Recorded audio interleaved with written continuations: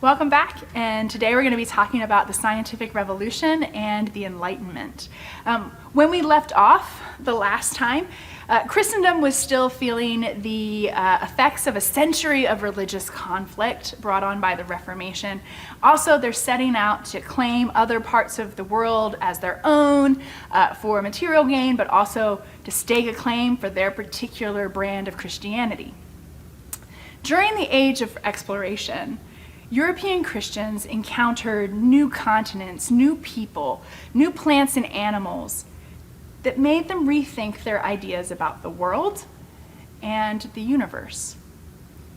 It also made some of them question the Bible, especially their interpretation of the book of Genesis.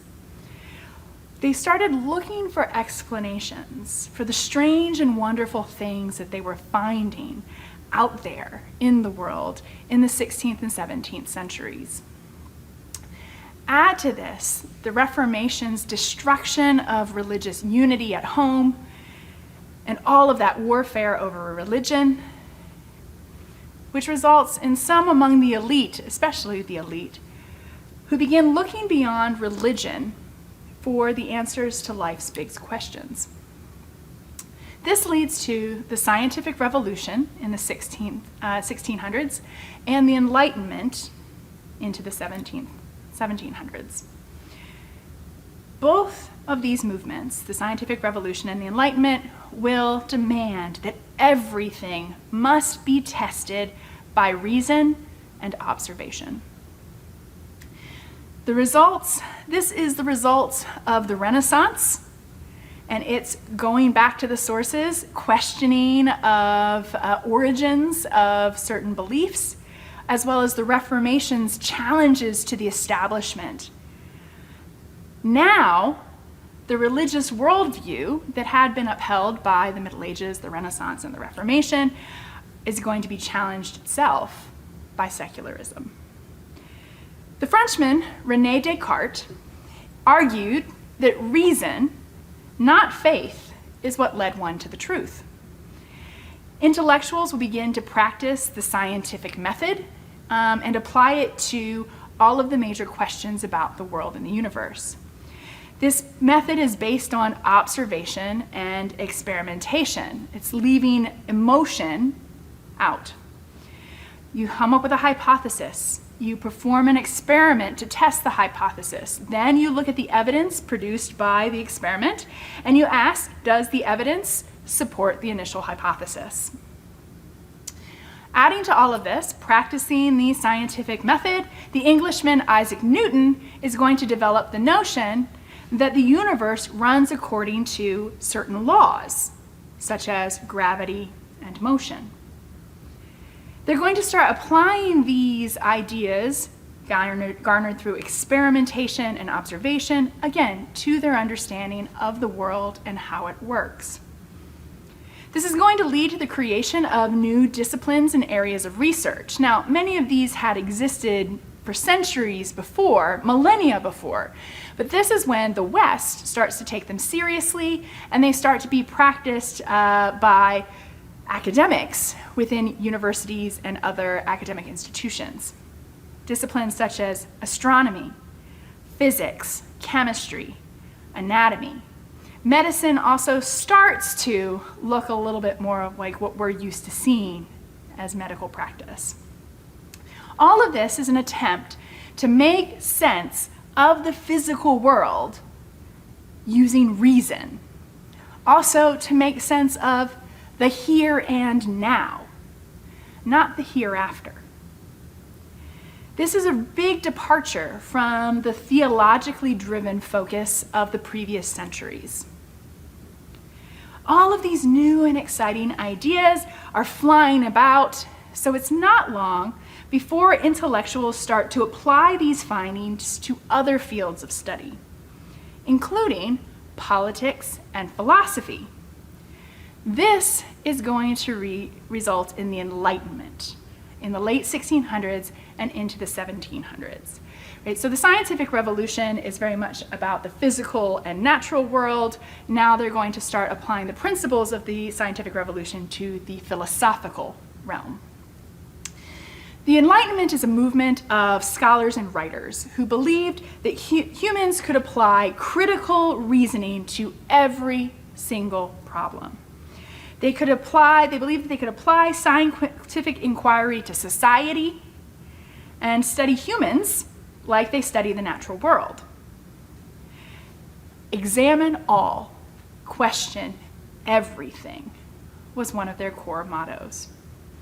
This new science, as they called it, introduces a new skepticism of existing structures, namely the state and the church. They start to question these institutions. Enlightenment thinkers called themselves philosophes, which is French for philosophers. They became champions of the scientific method, and they see it as the solution to all social problems. They emphasize progress above all, that human rationality could lead to perfectibility in the natural world. They were optimistic about education's ability to create a better world. They were optimistic about the potential of human reason. And this was potentially radical because these questions would question the established government and the established churches. As the prestige of scientific knowledge increased, some folks were skeptical of government attempts to enforce religious conformity. Remember, cuius regio, eius religio, he who rules his religion? The idea that was introduced in the last video. If your prince was a Catholic, you were a Catholic. If your queen was a Lutheran, you were a Lutheran. Most governments in Europe were forcing a singular form of religion, specifically a singular form of Christianity, on their people. For example, France and Spain enforced Catholicism. England, Scotland, and Sweden all enforced Protestantism, but specific forms. If you were English, you had to be Anglican. If you were Scottish, you were supposed to be Presbyterian. If you were Swedish, you were supposed to be Lutheran, etc. All of these groups, all of these countries will pass laws prohibiting and restricting any other versions of Christianity. For example, in England and Scotland and their colonies, it was illegal for Catholics to hold public office or achieve ranks in the military, etc. No European state officially offered total religious toleration. This intolerance led many philosophers to question religion. They said even religion must stand up to the test of reasonableness. Pierre Bayle was a French Protestant, and in 1697 he published his Historical and Critical Dictionary. In his dictionary, Bayle wrote, quote, "Any particular dogma, whatever it may be, whether it is advanced on the authority of Scripture, the Bible, or whatever else may be its origins, is to be regarded as false as it clashes with the clear and definite conclusions of natural understanding, reason." In other words, even Scripture must stand up to the test of reason. Now, Bayle was an ardent Christian, devoted Christian, but many Protestants and Catholics saw his work as a challenge against the authority of faith. But this criticism does not detract from the popularity of his dictionary. As a matter of fact, the scandal probably contributed to its popularity. Still, many of these philosophers used reason to combat what they viewed as superstition. For example, comets had for centuries been viewed as ill omens. You see a comet in the sky, it's a sign that bad things are coming. The philosophers saw them as astronomical events. A bit of space junk is passing through the atmosphere. There's no prophetic property there, so they're trying to call out some of these older superstitions using reason. Others are going to challenge the authority of Scripture itself. They're going to subject it to historical criticism. They're going to start saying, well, what about these fossils? How do these fossils stand? How does Genesis stand up to these fossils? How does this account in the Old Testament stand up to the written record that's presented by this ancient scholar? So they're starting to question and cross-examine Scripture. Also, there's this interest in, quote, natural laws, right? Descartes and Newton with his laws of gravity and motion, etc. This whole interest in these natural laws, plus the Reformation's destruction of religious unity, plus all that warfare over religion, equaled a loss of interest in religion as a unifying theme in society. Now, it's important to note that Western civilization at this time is still Christian. And I have that in my notes, all caps, bold, underlined, italicized. It is still Christian. But a growing number of the educated elite are deists. Deists see God as a creator, but not sustainer. God, according to the deist, is not involved with humanity. Instead, God put the universe in motion. They call him the watchmaker God. Just as a watchmaker builds the watch, puts it all together, creates it, winds it up, puts the life in it, and then sets it on its way, not to touch it again. They say, God has set the earth in motion, the universe in motion, but he left it to its own devices. They also say, if this is the case, if God just created everything and then walked off, he's everybody's God, a generic God. So what's the point of religious persecution? What's the point of religious division if he's everybody's God? The philosophers say that truth is established through scientific experimentation, not religious revelation. For example, Thomas Jefferson was a famous American philosopher, and he physically cut out all references to miracles in his Bible. Miracles that could not be proven by scientific method, by scientific reason, were literally cut from his Bible. These ideas lead some philosophers and scientists to ask, do we need religion at all?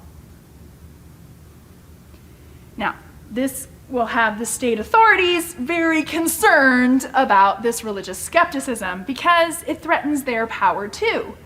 Because there is no such thing, as we saw in the Middle Ages, no such thing as separation of church and state. The government dictates the religion, and then the religion has a hand in the running of the government. There's no separation, they're so entwined. So any threat to religion is a threat to the state. Any threat to the state is a threat to religion. So by the 1740s, new theories for the organization of society, economics, and politics are being mooted about, which is exactly what the authorities had feared. The French government tries to suppress the most critical writings of the philosophers, and so they get published in the Netherlands and Great Britain instead.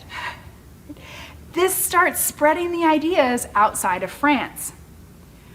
And then in turn, they get smuggled back into France. Contraband nature adds to the popularity. Right? It's basically a censorship backfire. This highlights the fact that the Enlightenment has a distinctly international flavor. There are philosophers that can be found from Virginia, Thomas Jefferson, to St. Petersburg, Russia, and everywhere in between. They consider themselves to be part of the grand republic of letters. And they are not confined, they say, by national boundaries. They write to one another, usually in French or Latin, and they translate each other's books into their own languages and circulate them among their own circles. This is the second instance of things going viral in the pre-modern world. So who are some of these philosophers? I'm going to highlight some of the ones who particularly have something to say about Christianity, faith, and religion. First off, I want to talk about John Locke. He was born in 1632. He dies in 1704. He's an Englishman. Now, he predates the philosophers, but he is a key influence. He's one of those carryovers from the scientific revolution. In 1689, he writes a book called The Treatise on Government. Now, apart from the fact that we get our whole idea of the American social contract, etc., from that, he has some things to say that are particularly reflective on religion. One, he says, humans are perfectly free and basically good. This is a challenge to the Christian doctrine of original sin. The idea within Christianity that all people are born sinful. He says, therefore, if all humans are perfectly free and basically good, all people are born free, born equal, and born independent.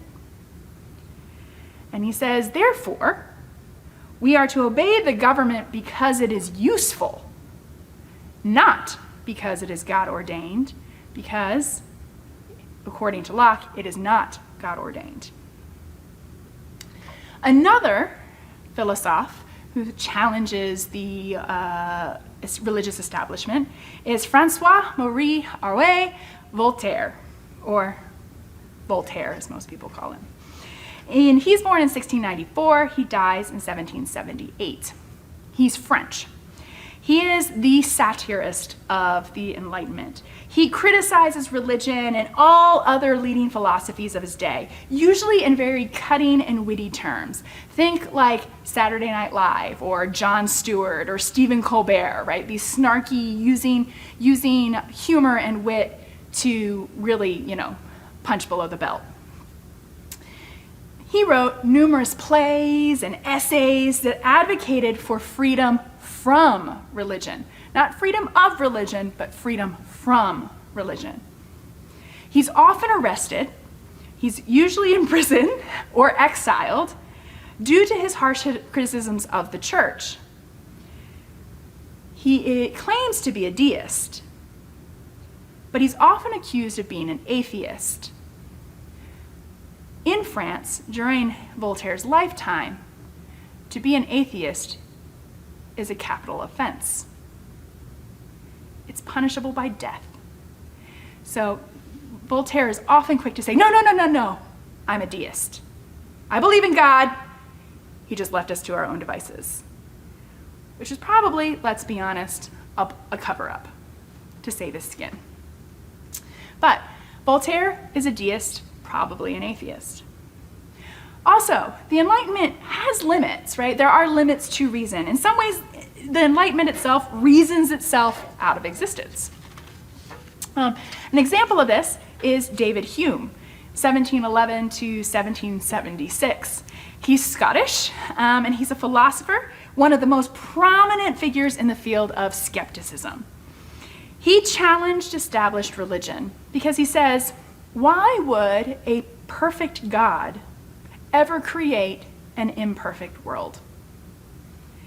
He even suggests, because the world is imperfect, our own senses are imperfect and fallible. Bringing all of those observations and claims to truth through scientific observation into question. His skepticism is very influential for others and sort of precipitates the end of the Enlightenment era, although not really an end to all of those ideas. Perhaps, though, one of the others who sort of really kind of puts an end to the Enlightenment is Immanuel Kant. He was born from 1724 and he dies in 1804. He's German. He is a skeptic philosopher who builds on the teachings of David Hume. He says, all humans are born with innate experiences. Those experiences reflect into the world, giving each person a unique perspective. Right? Our experiences, each of us has different experiences, right? Gives us a unique perspective. Even in the filming of this, my experience is different from yours, because I'm on this end of the camera, you're on that end of the camera, right? We're having different perspectives of just this interaction alone. And as I like to say to my students, if we were in a classroom together, the student sitting over there has a different perspective than the student sitting over there. That one is worried about the fact that they haven't eaten lunch yet. That one is falling asleep because they had their lunch, right? Everyone's experience of this particular moment will be different, according to Kant, just because of our perspective. So therefore, because no one truly knows what anyone else sees and truly experiences, the idea of using our experience and using observation for reasoning is invalid. His ideas, with Hume, apply the brakes to the Enlightenment, effectively denouncing reason as an invalid approach to thought. As Kant and Hume say, we can't even trust our own senses. We can't even trust our own thoughts. But Kant does sum up the entirety of the Enlightenment in 2 words: sapere aude, loosely translated, dare to know. Have the courage to think for yourself. And it's into this world of growing scientific inquiry and religious skepticism that an Anglican priest is going to try to reconcile scripture, tradition, reason, and experience. But more on that next time.